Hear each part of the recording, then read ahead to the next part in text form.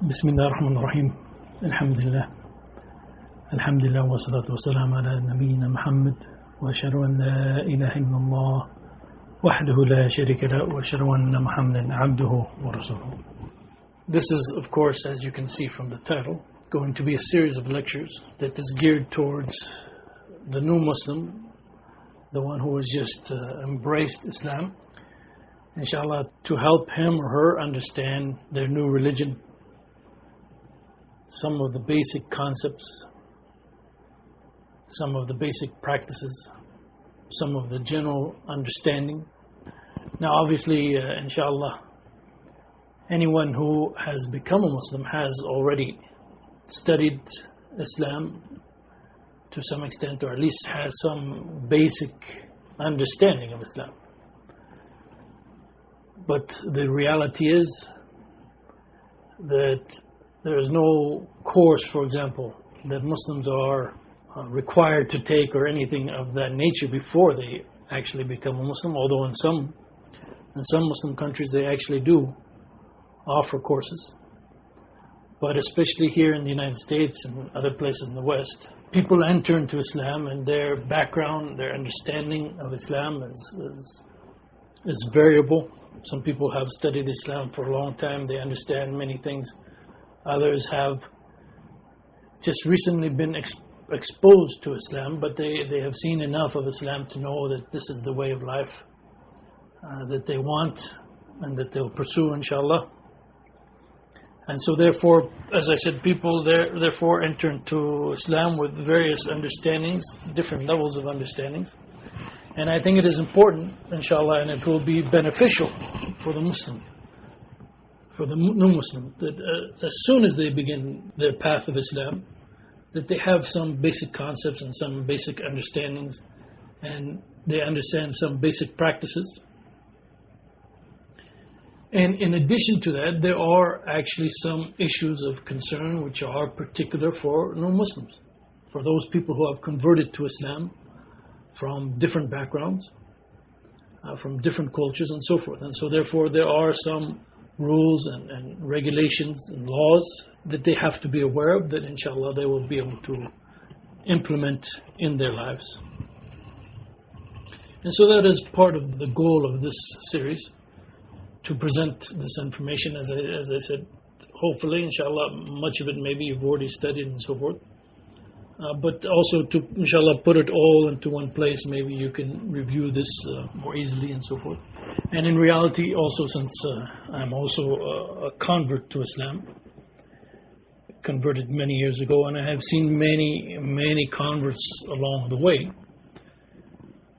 In addition, some of this information that I'll be providing is also kind of like the information I wish I would have had, or somebody would explain to me, or explain to other new converts, that would have made life easier, maybe less complications, maybe less misunderstandings along the way.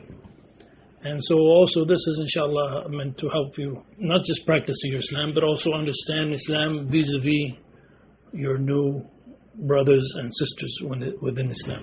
Let me start out by, of course, congratulating the new Muslim for this act of embracing Islam. Especially in this day and age, obviously, it goes without saying that there are many impediments to embracing Islam. There are many factors, there are many people even who will do their best, or who are doing their best to keep people away from Islam. They do this by many means, spreading, for example, false and misinformation about Islam, doing anything that they can to keep people away from wanting to study, wanting to learn, and wanting to embrace this religion. So the new Muslim has been blessed by Allah subhanahu wa ta'ala, has been blessed by God, that even through this darkness and through all of these obstacles, God in His mercy has led him to become a Muslim. So every new Muslim, in fact every Muslim actually, not just every new Muslim, but every new Muslim should be very grateful and very thankful to Allah subhanahu wa ta'ala that Allah has guided them to Islam, that Allah has allowed them to see the truth of Islam.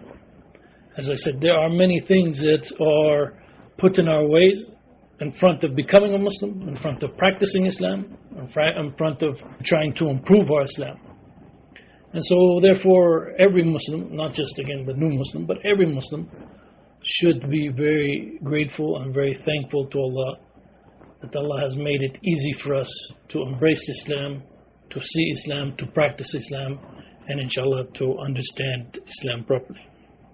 But upon becoming a new Muslim, and as I said, being grateful to Allah that you have been guided to Islam, you are still new in the faith, and actually there's a lot of things that you can look forward to in your new religion.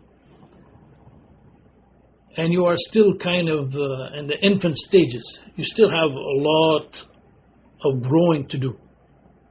And as you progress more and more in Islam, and as you understand more and more in Islam, then actually your appreciation for Islam, your appreciation for Allah, your gratitude towards Allah, your appreciation for the Prophet Muhammad, all of this increases.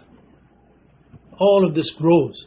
In fact, the Prophet Muhammad, peace be upon him, spoke to us in a hadith in which the Prophet, peace be upon him, is describing those people who have really tasted the sweetness of faith.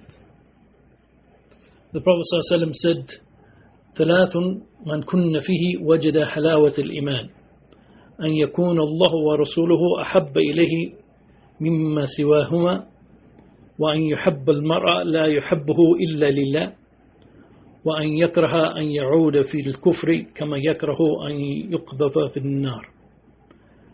The Prophet ﷺ said there are three characteristics that if a person has them, he has tasted the sweetness of faith. And these three characteristics are that Allah and His Messenger are more beloved to him than anything else, and that he loves a person and he loves him only for the sake of Allah, and that he hates to return to disbelief in the same way that he hates to be thrown into the fire. Now, as I was saying, a new Muslim, and even for that matter, again, a Muslim maybe who has been a Muslim for quite some time but hasn't taken his faith that seriously, maybe he's not yet at this level that he has these feelings in his heart. But as I said, inshallah, as you grow in Islam, as you learn more about Islam, these things will develop in your hearts. Basically what I'm saying is that there's a lot to look forward to. You can look at your embracing of Islam as a first step. And there are many wonderful steps, inshallah, that are to follow. As you come closer to Allah subhanahu wa ta'ala, as you understand the religion better, as you improve in your practice and behavior, Islamic behavior.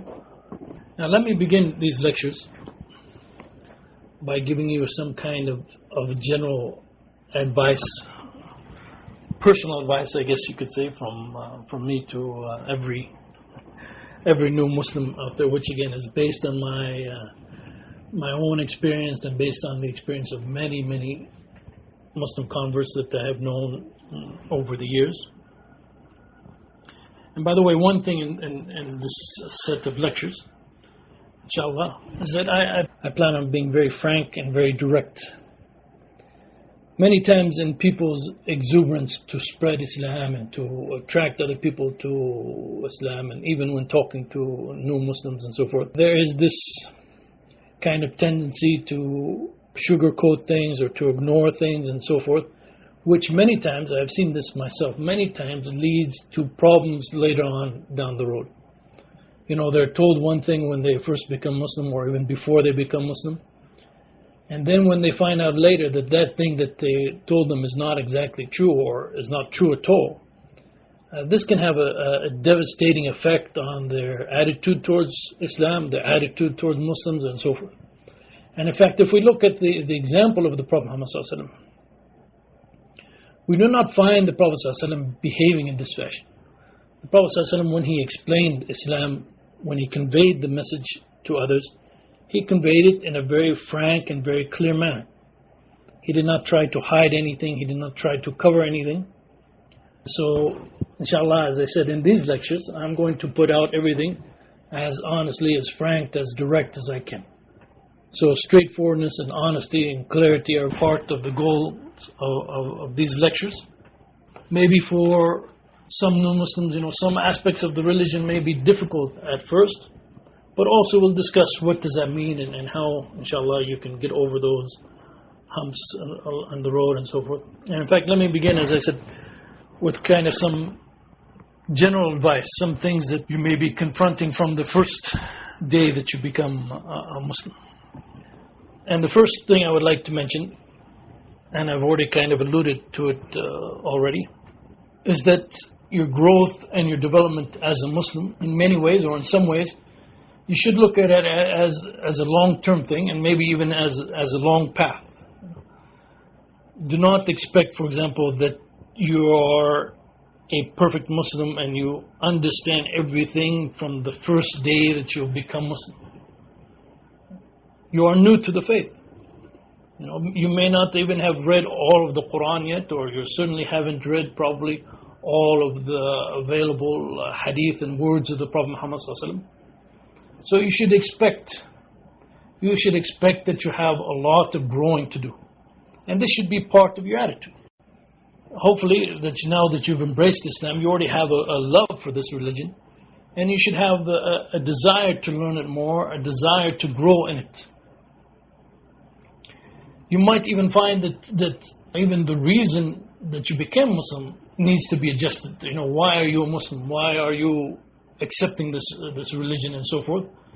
Many people they accept Islam not exactly for the proper reason, not completely just for the sake of God and believing in God and so forth. You might find that a lot of things in your Islam need to be adjusted, but this is normal. Don't let this be a barrier to your growth in Islam. Don't let this devastate you. Allah knows that we are human beings. We have weaknesses. We make mistakes and so forth. And so therefore, again, there's a lot to look forward to in Islam, especially as your faith grows, as your understanding grows, as you come closer to Allah. And so therefore, look at yourself as being on the first steps and being very anxious to grow in Islam and to learn more about this faith. Secondly, you must realize that there may be a lot of pressures and a lot of obstacles that you may have to face in the near future in particular, but even in the more distant future when it comes to practicing this religion. You, for example, in the United States or in the West now or in the post 9/11 era or whatever, you may think, for example, that this is something related to what is going on now, but in reality this is not the case. In reality, anytime someone turns to the truth and someone accepts the truth and someone wants to make himself sincere to God, there are going to be forces, whether it is human beings, whether it is the devils or whatever, shaitan, there are going to be forces that are going to try to take him away from following that path. We see this in the example of virtually all of the prophets. Even the Prophet Muhammad, as we know, finally he was driven out of his city of Mecca because of the opposition that he faced, sometimes from the family members, people who were very close to him. They were very close to him, but they could not accept the idea of worshipping only God and submitting only to God and being true and faithful to God. They just could not accept this idea, and so therefore they fought it. They did not fight necessarily the Prophet Muhammad himself as his personality or his being an individual and so forth, but they fought what he believed in. Similarly, anyone who becomes a Muslim now may also face similar obstacles and pressures, and again, even coming from the closest family members, whether it is one's parents, whether it is brothers and sisters, whatever the case might be. Turning to God and following this path. This path, and as I already alluded to, this path and being blessed by Allah with recognizing this path and accepting this path and accepting this religion. This is a great blessing from God. This is, in fact, you can say this is the greatest blessing that you can imagine. So you shouldn't expect this great blessing to come without any sacrifice on your part, without any demonstration on your part of your willingness really to adhere and to accept this blessing from God. And so therefore you should be prepared for some kind of difficulties, some kind of obstacles. And again, it could be very different levels to it. You know, some people, unfortunately, like younger Muslims, you know, like college students or the like, sometimes they're living with their family, for example, and because they become Muslim, they are thrown out of their houses. Others, for example, don't find situations like that, but they might find, for example, their friends that they've known for years turning on them, or they might find people at work no longer accepting them and you know, treating them differently and sometimes even trying to induce them to go against their religion or to give up their religion. And they might all of a sudden find they're being visited by people from the church or all sorts of people trying to convince them that this is not the way that they should follow, and so forth. So again, if something like this nature occurs to you, obviously this should not shock you. In fact, you should be prepared for it. You are seeking and you are hoping to accept from God one, as I said, really the greatest blessing that you can have in this world. And therefore you, on your part, you should be willing to show to God that yes, you want this. You want this more than anything. So you are willing to sacrifice. You're willing to put up with these minor obstacles that you're facing in this world. My point there is basically just be prepared for that. And just realize what the great blessing this is. And whatever you do, don't be willing, in essence, don't be willing to give it up. But instead be willing to sacrifice in order to maintain it. And inshallah, all of these things, by the way, that you go through, all of these things hopefully will strengthen you in your faith. Will make you realize even more how much you really want this faith. And how this faith is more important to you, and this relationship to God is more important to you than even these human relations or jobs or whatever you have of this world. So these are not just trials that you may be facing without any benefit, but in reality, as I said, they may help you grow and make you into a better Muslim. Now, I guess as a third point, one of the things obviously that is going to occur to any new convert, any new Muslim, is that he's going to have to interact now with the Muslims as a whole, the other Muslims of this world. And unless you happen to convert while in prison, which mashallah there's many brothers and sisters who do convert under those circumstances. But in general, in most of the places in the West, when you convert to Islam, you're going to be mixing now with a Muslim population, people who have already been Muslim before you. And many times these Muslims are from different places, different countries, different cultures. And because of this fact, and because of the fact that actually as a Muslim also you are now joining a new community, and you're a member of a new community, and Islam is not a religion obviously that just looks at the individual and you'll be living off all by yourself and worshiping God all by yourself. But actually you are supposed to be a brother and a sister of this community, and the others should treat you as a brother and sister, and you should treat them vice versa as brothers and sisters. So there's going to have to be this interaction with other Muslims.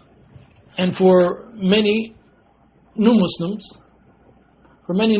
this interaction with other Muslims, alhamdulillah, goes very smoothly. In fact, they find, for example, myself, alhamdulillah, when I converted to Islam, I found a group of Muslims who, mashallah, were dedicated to the religion, had a good understanding of the religion, and they accepted me as a new Muslim, and I benefited, alhamdulillah, a great deal from their guidance, from their friendship, from their brotherhood, and so forth.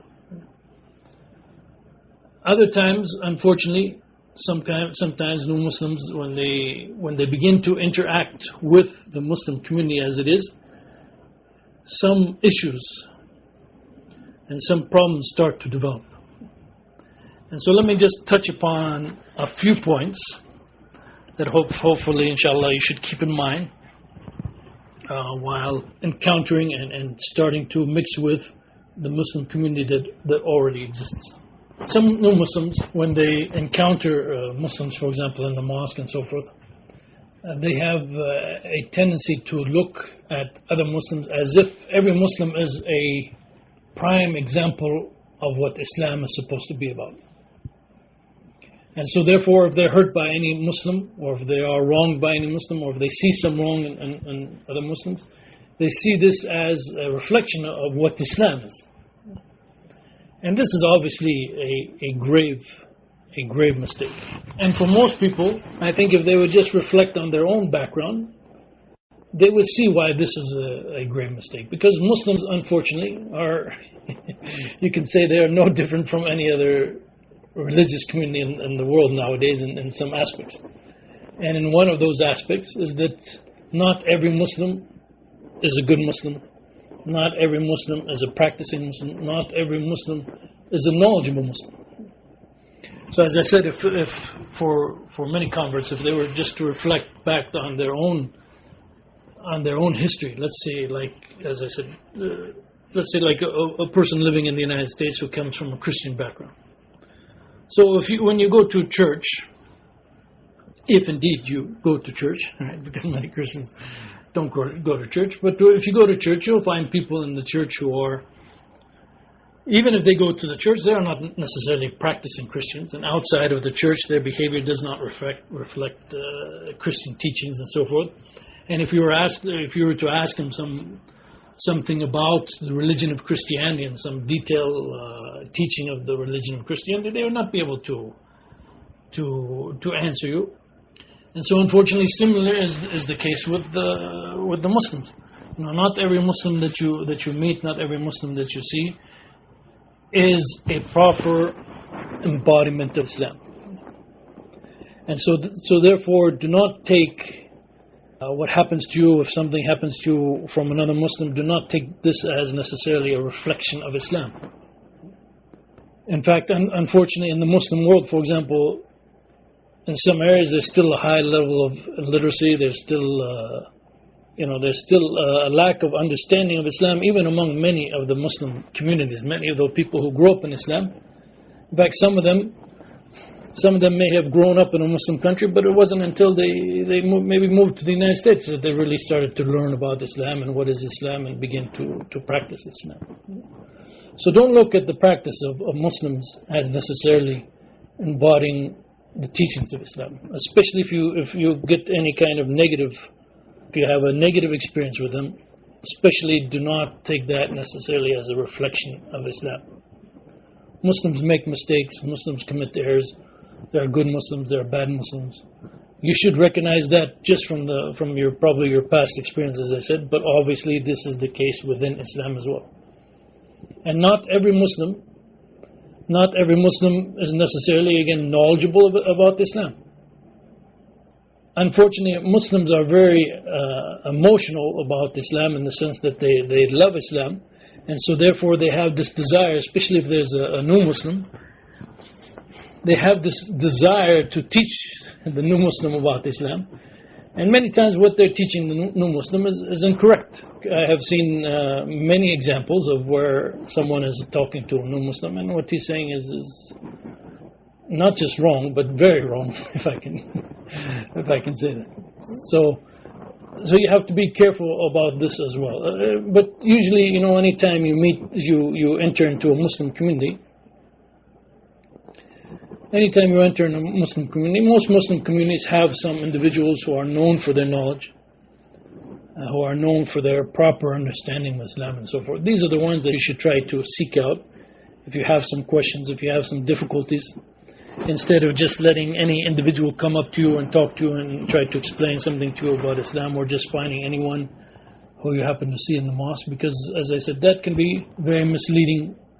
And the information that you get from them may not necessarily be reliable.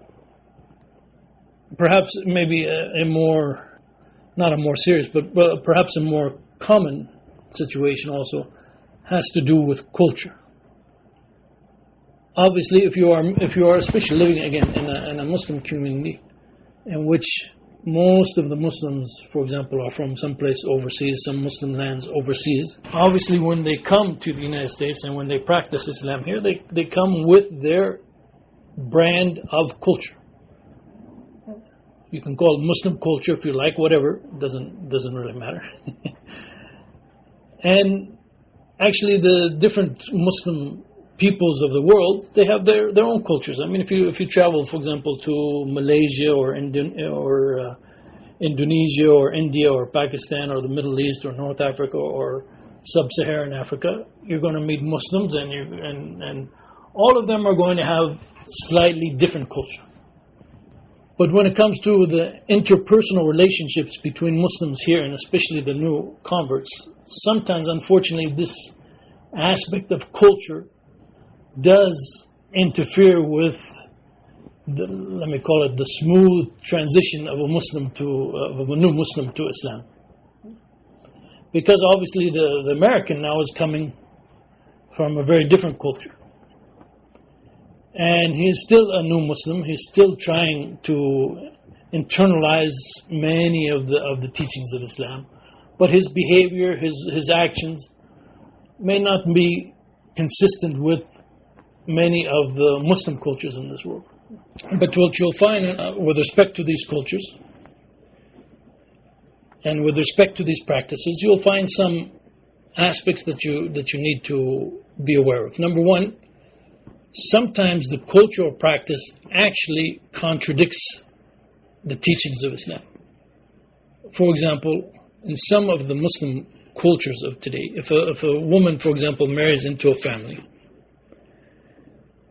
then they expect that this woman will not wear hijab or will not wear the proper Islamic dress in front of her husband's brothers. So, for example, they now think that she's part of the family, and they might even consider it some kind of an insult or something that she wears, the proper Islamic dress even in front of her husband's brother. Like this is a lack of trust or something of this nature. As I said, this practice goes directly against the teachings of Islam. And so here you have a cultural practice. And unfortunately, by the way, for many new Muslims, I should say in particular many new Muslimas, they are put into this situation because maybe they became Muslima because of someone that they knew and maybe they married him, or shortly after becoming Muslim, they are encouraged to get married, so they end up marrying a Muslim from a different culture. And unfortunately, they are oftentimes put into this kind of situation. Obviously, if the cultural practice contradicts Islam, then the cultural practice is not to be followed. It cannot be followed. There's no excuse for that. You cannot say, oh, well, this is the culture, so therefore I'm going to do it just because it is the culture, even though it contradicts Islam. Now, this is not an acceptable argument. And so therefore, anytime there's a cultural practice that contradicts Islamic law, then you cannot follow that cultural practice. Now, obviously, sometimes to know what contradicts Islamic law and what doesn't contradict Islamic law, this requires some knowledge of Islam that the new Muslim or the new Muslimah may not have at this time, but as they grow more in Islam or as they learn more about Islam, some of these things will be very clear to them. And as I said, there's no excuse for following a culture, even if it is a so-called Muslim culture, if that culture contradicts Islamic law. But what usually happens is that the cultural practice may not necessarily contradict Islamic law, but it is not something that the convert is used to. And unfortunately, as I said, this can actually lead to some kind of friction between the new Muslim and the other Muslims, the Muslims, for example, who grew up as Muslim and so forth, and are from these different countries. Many times it is behaviors that are in the Muslim cultures that are actually good behaviors in the sense that they are meant to make things good between people and to spread like friendliness or neighborliness and so forth among the people. However, as I said, it is something new for the new Muslim and different from his culture. Like, for example, the way that they eat, the way... I'll give you one example. Especially for the Arabs of the Bedouin Arabs, for them, meat was considered kind of a delicacy. And if you could share meat with others, this was a sign that you are a generous person and you're trying to be very generous to the other individuals.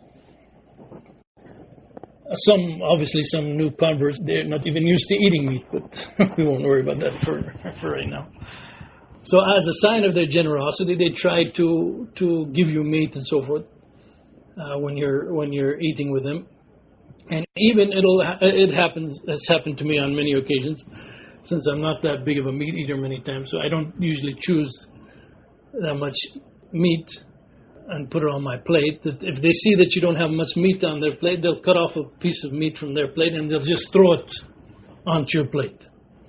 And so you'll just be sitting there and all of a sudden the piece of meat will fly in on your plate as you're trying to get your food.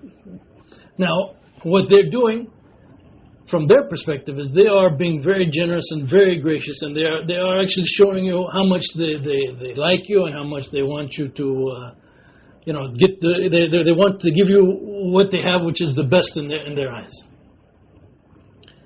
Now, to have someone take some food from his plate and throw it onto your plate and so forth, like in American culture right now, probably that's not that's not something that most Americans, let's say, would be used to, and some might even be a little bit offended or will not like this cultural practice. Well, as I said, again, from the Islamic law point of view, there's nothing obviously wrong with this practice. In fact, it's something where someone is sacrificing something. In essence, that's what they're doing. They're sacrificing something and they're trying to give you something that they feel is really good. And so they're actually expressing their like for you and so forth. For some, I've actually seen many converts to Islam have a great deal of difficulty with this kind of thing. They do not like it whatsoever.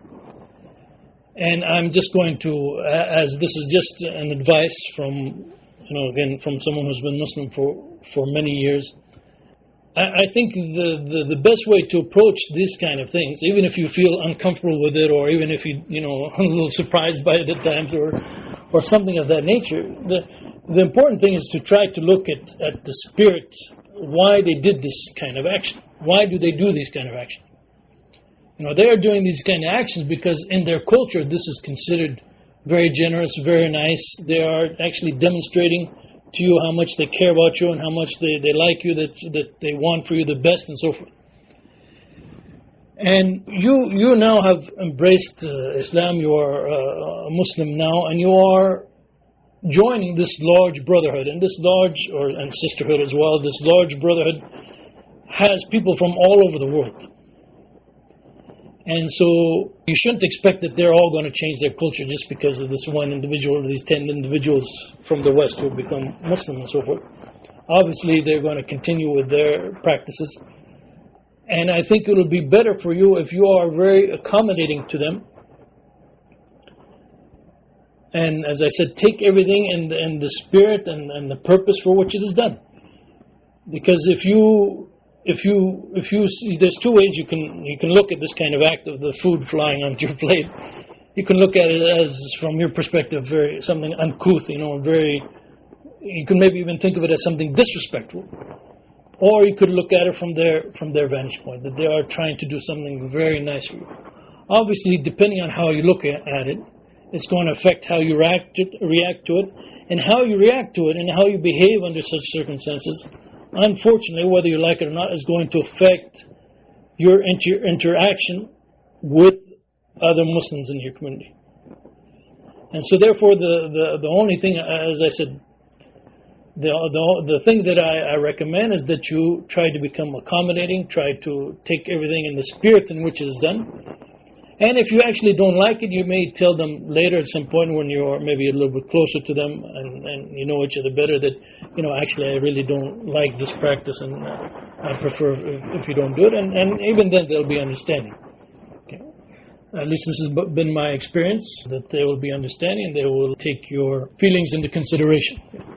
This doesn't mean that if you go out then and meet some new people from that same culture that the practice won't happen again to you, but at least among those people that you know, they will know that, okay, this person doesn't like this particular thing, and usually they are understanding and they do not have any problem with it.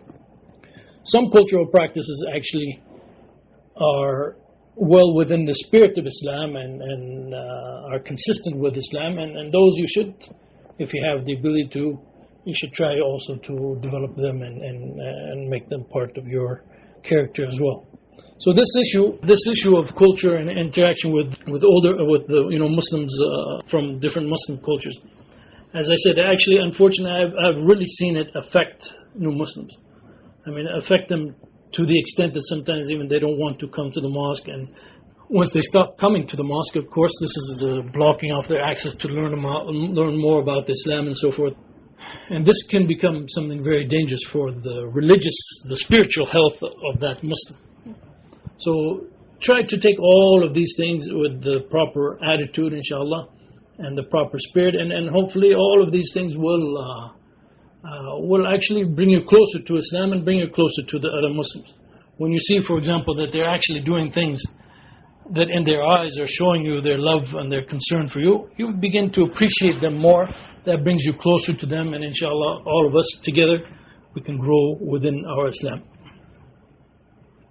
Another aspect to keep in mind is that when you become Muslim, you have to realize that you are the one who is new to Islam. Sometimes I've seen, for example, new Muslims, they kind of enter into Islam sometimes, like they have some kind of chip on their shoulder or something. And they don't like the idea of Muslims, of the other Muslims telling them, for example, what is Islam and how they're supposed to behave and this kind of thing. Again, you have to realize you are the new person. You are the one actually who does not have, in most cases, unless you studied Islam for like 30 years before you became Muslim and really know it well, which is usually not the case. You have to realize that you are the one who actually, you need the other Muslims' guidance, you need the other Muslims' friendship and help and so forth. And so therefore, basically what I'm saying is don't approach other Muslims with some kind of attitude that you don't like being taught, you don't like being told what to do and what not to do and so forth. This is actually a very important point, because in Islam there is an emphasis on teaching others and teaching others not with the intent of showing that you have more knowledge than them or in a condescending manner or something, but out of concern for them. You want them to know what is right, you want them to do what is right. And so therefore when you see your brother doing something wrong, coming into the mosque, for example, and behaving in an improper manner or not praying in a proper manner, it is natural for a Muslim then to go up to that other Muslim and say, look, I saw you doing this and I know that you're a new Muslim, and so therefore I thought I should tell you that this is incorrect what you did, you should do it this way and this way and so on. Again, if you keep in mind what is the spirit behind it, they are not trying to put you down or anything of that nature, but they are trying to help you in your Islam. And unfortunately it can get to the point, it can get to the point that it can be bothersome. I mean, if every time you go to the mosque you have 5 or 10 people coming up to you and telling you did this wrong, you did that wrong, and you did this wrong, because a lot of Muslims have a lot of exuberance. They are very anxious and very energetic with respect to trying to tell others about Islam and so forth. And sometimes even the way they tell you, sometimes maybe there's a language barrier and there's this cultural barrier. Sometimes even the way they tell you might even feel like they are telling you in a manner which is not very polite, and you may even be offended by it. Unfortunately, all of these things occur. So you kind of have to balance a number of things. you have to recognize the fact that you are new to Islam, and so therefore it is possible that you are making many mistakes. And the people who see you making these mistakes, they are just trying to help you when you do these kind of mistakes. Now, if it does get too much, and if it really does seem to be bothersome, first of all, I would recommend that you have patience. Because remember, I told you that you may face many trials. You may face trials from your parents and from your brothers and from your sisters and so forth. But also, when interacting with other Muslims, also you're going to face many trials.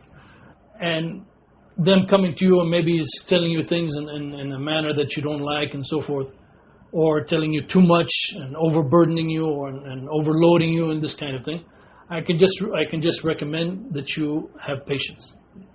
And remember your ultimate goal and your ultimate purpose. Your embracing of Islam and this practice of the religion of Islam, this is not just some kind of weekend activity that you're doing just for fun or something of that nature.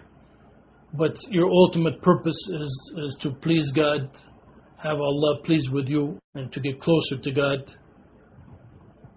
And so therefore the ultimate purpose, the ultimate goal should override any kind of little problems that arise along the way, any kind of little disturbances that arise along the way. And one of these kind of disturbances that people come across often, again, is this interaction with Muslims who have been Muslims for a while, and sometimes being taught and being corrected in manners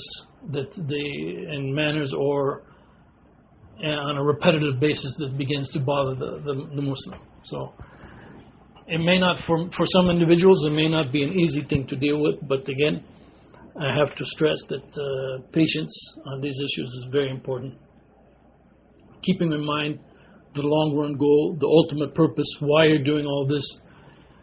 Anytime you keep those things in mind, this can make you rise above all of these kind of minor and small difficulties that you may face while interacting with other Muslims.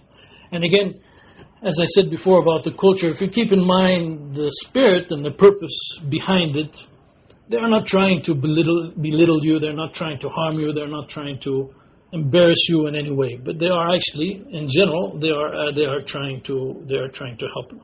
And so therefore, inshallah, if you take it in that spirit,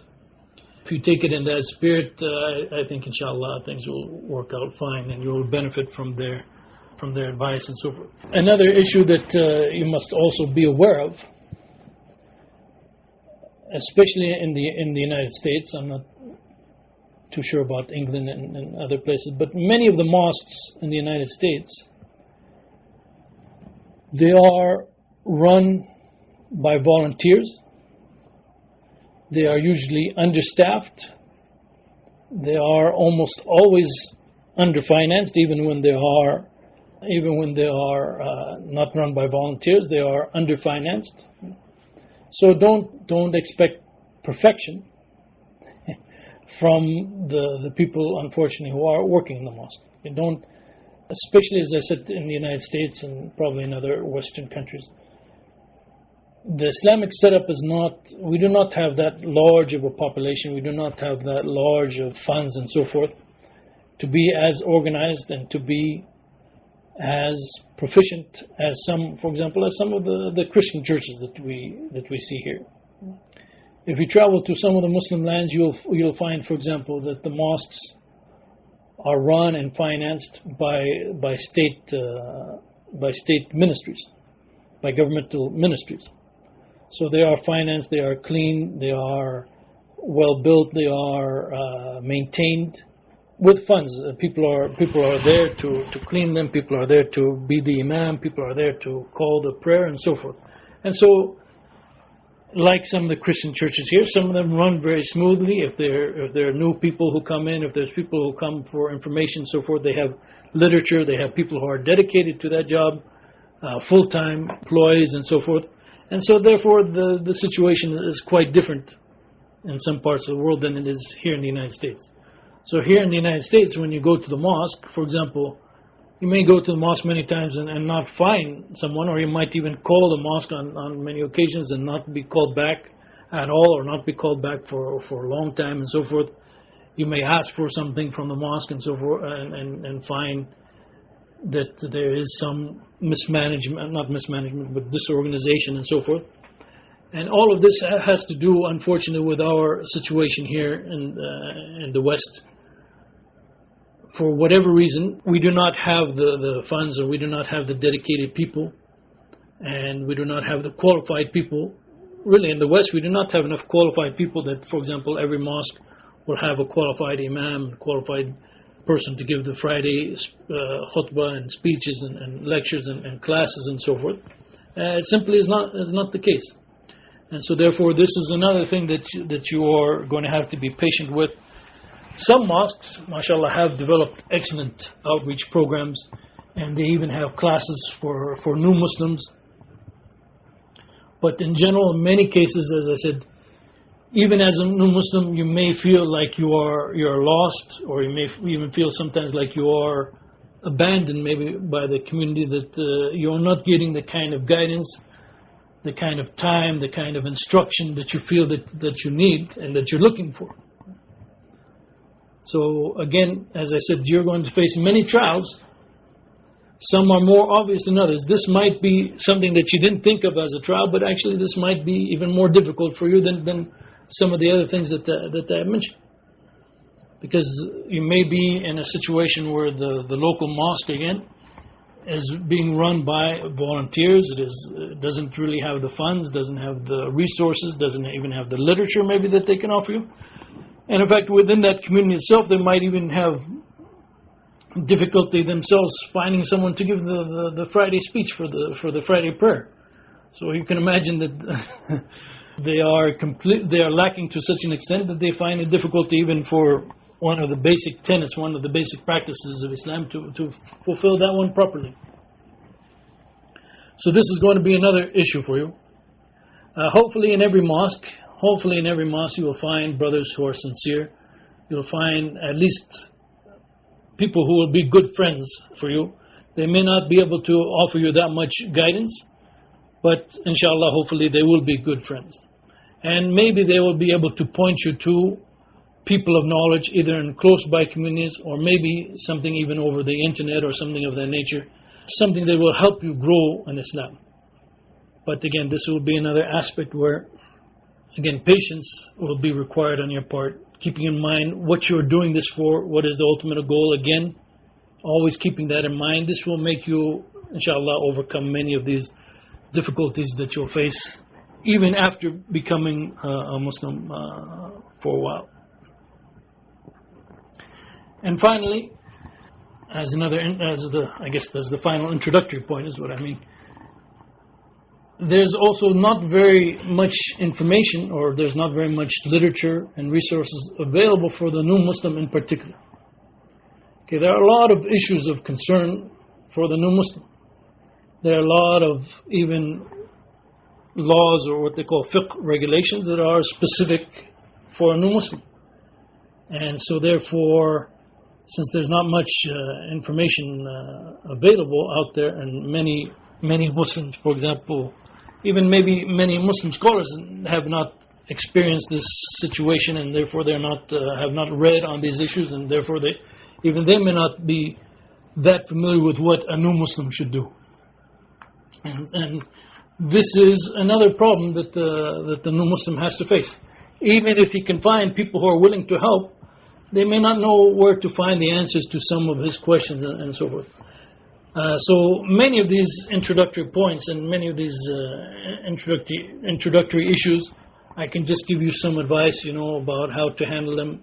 As I said, basically being patient and remembering the overall purpose and the overall goal of your Islam is going to help you a lot. On many of those other issues, there's not much that I can do for you in these lectures, but inshallah, at least on this last point of the fact that there are many issues facing a new Muslim concerning which there's not that many resources or not that much information available. One of the basic goals of this lecture series is basically to give you the information that you may need concerning a number of issues that a new Muslim is facing, especially the fiqh, what are known as the fiqh, or the legal issues. This is one of the goals of this series. This is not the only goal. Another one of the major goals, again, as I mentioned at the beginning, is to give you a proper foundation of Islam. Because if you have the proper foundation, then inshallah everything else will be much easier for you. And when I say the proper foundation, I'm talking about the proper understanding of what are the sources of Islam. Where do we get the teachings of Islam from? What are some of the basic characteristics of Islam and the basic goals of Islam that we can always keep in our mind, that this is what Islam is all about? What are some of the basic beliefs in Islam that we have to make sure that we understand properly? Again, as I mentioned before, inshallah, all of the new Muslims have studied Islam to some extent, but there might be some issues that they didn't touch upon and so forth. But if you have the foundation, if you have the proper beliefs, and you understand them properly, if you understand Islam as a whole, what are the goals of Islam, what is Islam giving you, what are the essential features of Islam, if you understand all of these properly, that can make your life very easy. That'll give you the guidance, the light that you need under different circumstances, that will help you. At least you know where to turn to. At least you have some basic idea of what is occurring to you and how are you supposed to respond and so forth.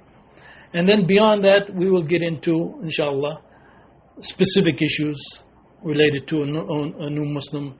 Issues like, for example, what about the wealth that he has before he became Muslim? What about the fact that he's married to a non-Muslim spouse?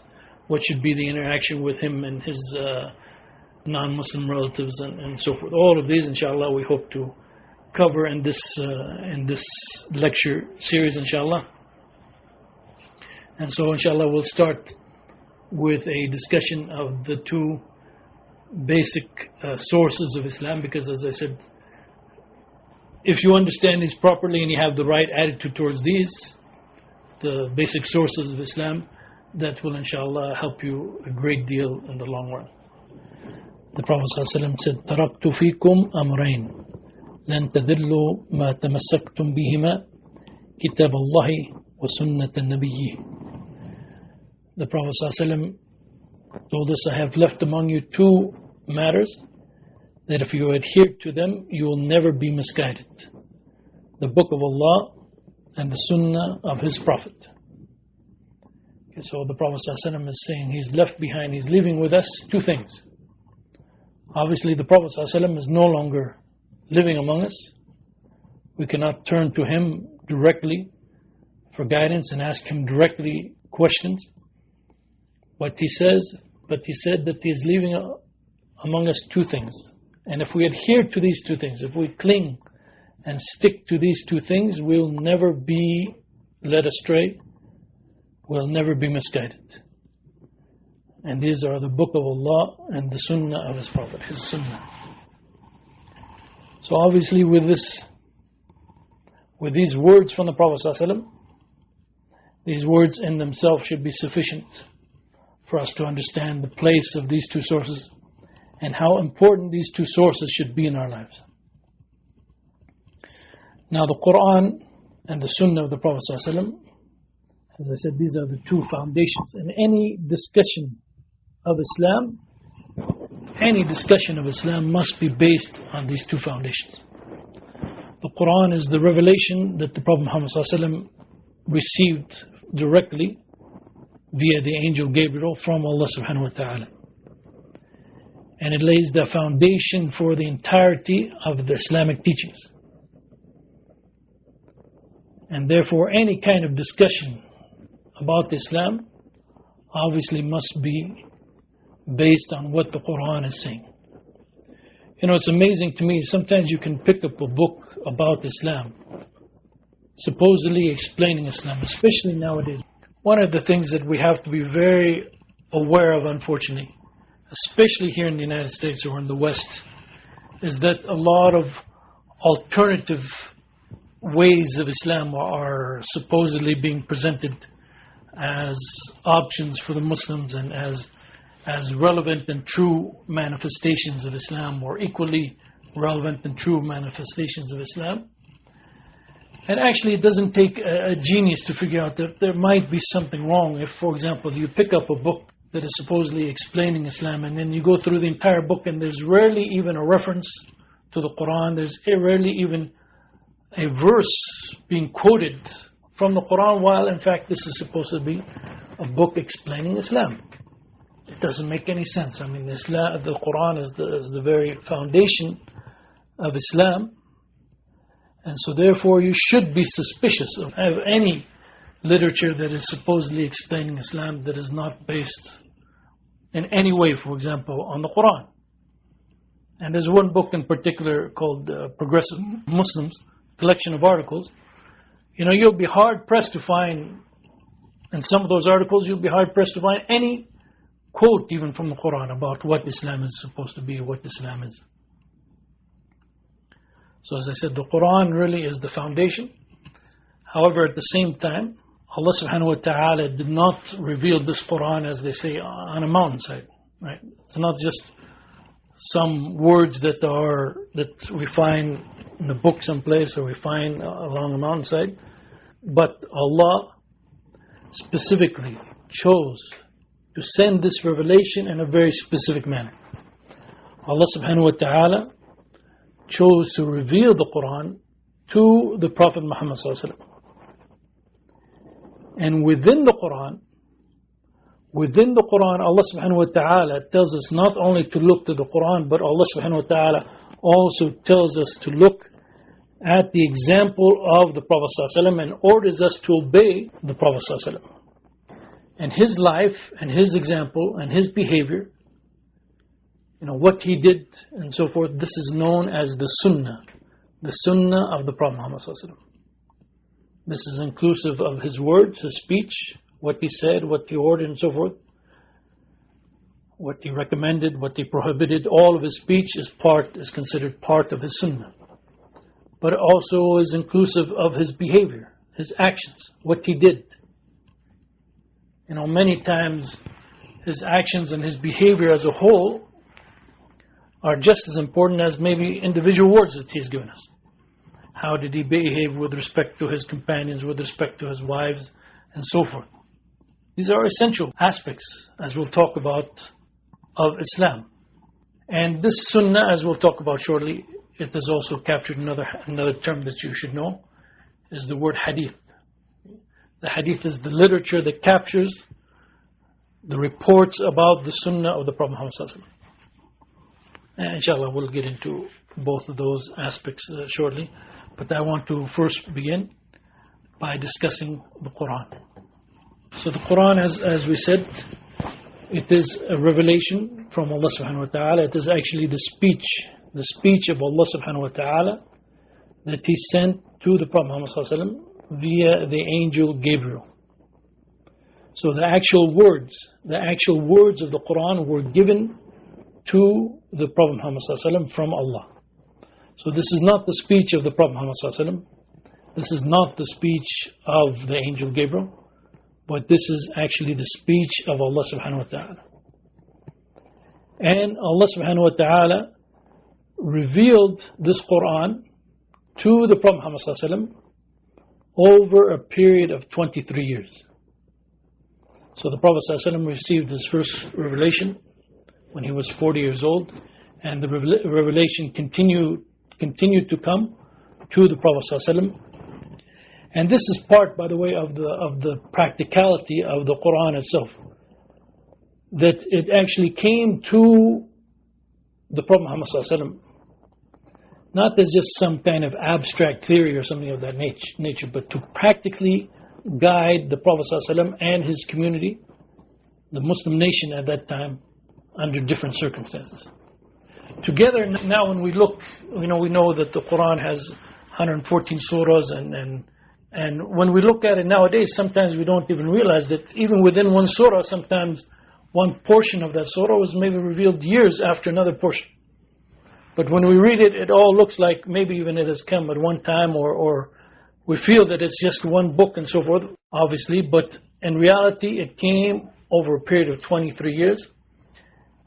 And part of the benefit of that, as I said, was to actually give guidance to the Prophet Muhammad to make its teachings a real living thing.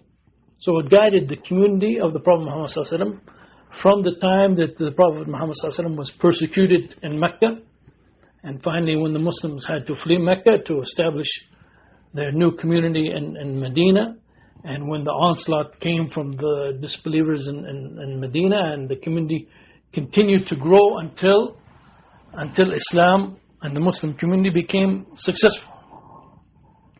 So the guidance for all of these periods, the guidance for all of these different circumstances.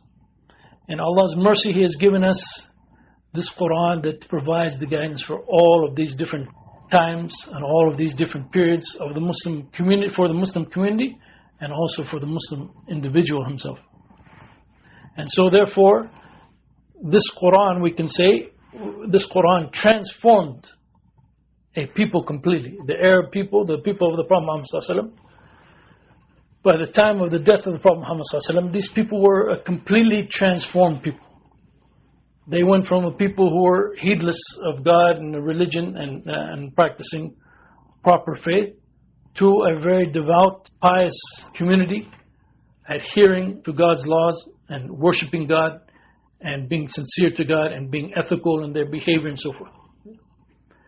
And this we can see is really one of the ultimate goals of the Quran, and something that we have to understand about the Quran. The Quran is meant to develop us into proper human beings. It is meant to change our lives. If we are doing something wrong, if we do not have the right attitude, the right beliefs, the right practices, the Quran actually, the teachings of the Quran should make us change, should develop us into a new human being. And if we have the proper understanding of the Quran and the proper attitude towards the Quran, inshallah, this effect will come upon us. And this is one of the miraculous aspects of the Quran. The Prophet ﷺ, he described the Quran as being one of those signs, one of those miracles that the different prophets received. When Allah subhanahu wa ta'ala sent various prophets, He would give them different signs that when the people would see them, they would understand that this person must be sent from God, that this sign must be something from God. It is not something within the means and the reach of human beings. And so therefore they would see these signs and they would believe in that prophet. The Prophet Muhammad ﷺ, he had some of these, what you could call, with respect to the Prophet Muhammad ﷺ, some of these lesser signs. But the real sign of his message, the real miracle that he had, is this Quran. The Prophet ﷺ said that there was no prophet among the prophets, but he was given signs because of which the people had belief. But what I have been given is the divine revelation which Allah has revealed to me. So I hope my followers will be more than those of any other prophet on the day of resurrection. So here the Prophet ﷺ is comparing this sign that Allah subhanahu wa ta'ala has given him, this miracle that Allah subhanahu wa ta'ala has given him. It is the revelation from God. And it is distinct and unique from all of the other signs that the earlier prophets had.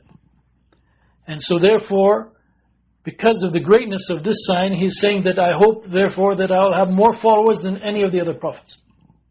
Obviously the greater the sign, the more wonderful the sign, then inshallah this should mean the more people will listen to it, will see it, will believe in it, and it will have an effect upon them. So the Prophet ﷺ is basically describing this sign, this Quran, this revelation that he has received from Allah subhanahu wa ta'ala. He's describing it as really being greater than all of the other signs that all of the other prophets received. And therefore he has reason to hope.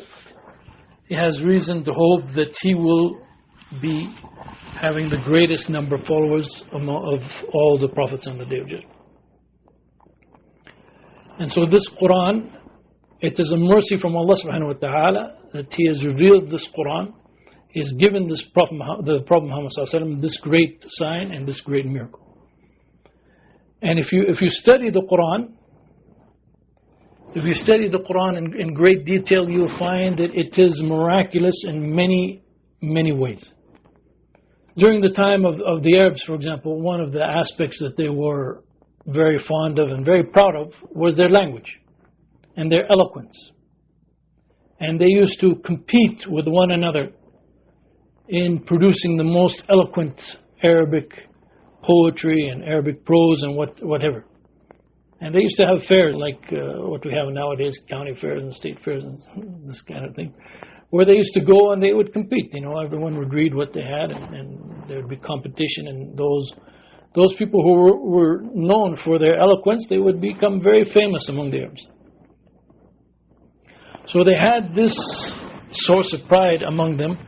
And so therefore Allah subhanahu wa ta'ala revealed this Quran in the Arabic language, in the pure Arabic language, to these people. And just the language of the Quran itself was such a miracle. The language of the Quran itself, they could see that this was not a product of humans. In fact, there's one scholar who noted that after Allah subhanahu wa ta'ala revealed the Quran, and after they saw that there's something that they cannot even compete with, all of these fairs, all of these like linguistic or artistic fairs that they used to have in the time before the Prophet Muhammad sallallahu alaihi wasallam, all of them stopped. They discontinued this practice. Because now they recognize that there's something actually that they cannot compete with. Now this linguistic and poetic and also prose, not just the poetic aspect, but also the prose, the beauty and the eloquence of the Quran, obviously for most new Muslims, they cannot really appreciate this because this has a lot to do with the Arabic language itself. And obviously most people who become Muslim, for example, here in the West, they're not experts in the Arabic language. Maybe we can listen to the Quran, for example, we can hear someone reciting the Quran and we can see, or I should say we can hear the beauty of its words and of its melody and so forth, but we do not really appreciate this linguistic aspect. But the Arabs at the time of the Prophet ﷺ, this was actually one of the aspects that they could really recognize and see that this speech, these words were not the speech of any human, that it must have come from God. And so therefore this is one of the miraculous aspects. But there are many miraculous aspects of the Quran. We have, for example, prophecies in the Quran that came true during the lifetime of the Prophet ﷺ. We have, for example, its internal consistency. Again, the Quran was revealed over a period of 23 years. And Allah subhanahu wa ta'ala even refers to the fact that if it had come from someone other than Allah subhanahu wa ta'ala, you would have found many discrepancies. Its historical accuracy. If you study how it's referring to the prophets of old and so forth, you'll find, for example, that there are some, and I don't want to go into too much detail about this because this will then be the whole lecture about the miraculous aspect of the Quran. But alhamdulillah, there's a lot of material available on this in the English language, so you can, inshallah, study some of it on its own. But you'll notice even with respect to the prophets of old who are mentioned in the Bible, you'll find that there's some aspects that are mentioned in the Bible which are historically can be shown that it could not be correct. And yet you will not find those same kind of anachronistic statements or incorrect statements in the Quran as well. Even though the Quran refers to many of the older prophets and many of their stories and much of their lives, you will not find any of these mistakes creeping into the Quran. Because again, the Quran has been revealed by Allah subhanahu wa ta'ala. And even another aspect of the Quran is its preservation. The way it was preserved is unique as well. And it has been preserved in detail from the time of the Prophet Muhammad ﷺ. Whenever the Prophet ﷺ received a revelation, he would call for his scribes and he would tell his scribes, this is the revelation I received and it belongs in such and such, after such and such verses. So we have the Quran being received by the Prophet ﷺ, him passing it on to the scribes, them recording that at that time, and also people obviously memorizing the Quran. So from the time of the Prophet ﷺ, the Quran has been preserved through written record and also through the memory of the people. To this day, there are many, literally thousands of people who have memorized the entire Quran. even if all of the books were to be removed, you know, Ray Bradbury's famous Fahrenheit 451, even if you destroyed all of the books and all the copies of the Quran would still be preserved. There's still a sufficient number of people who have memorized the whole Quran from beginning to end, that the Quran would not be lost. So inshallah, on that point I will end this particular lecture.